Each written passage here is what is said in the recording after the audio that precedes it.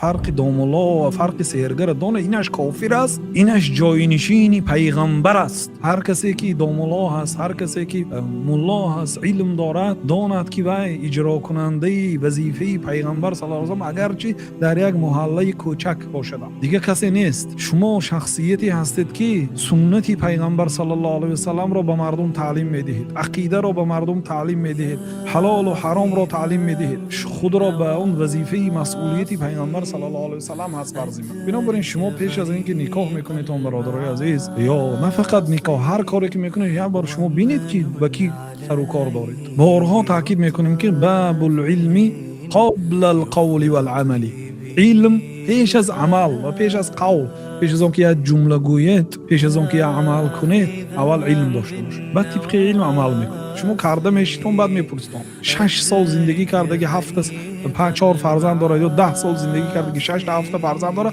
میگوید که ما سحرگر نکاح کرده بود.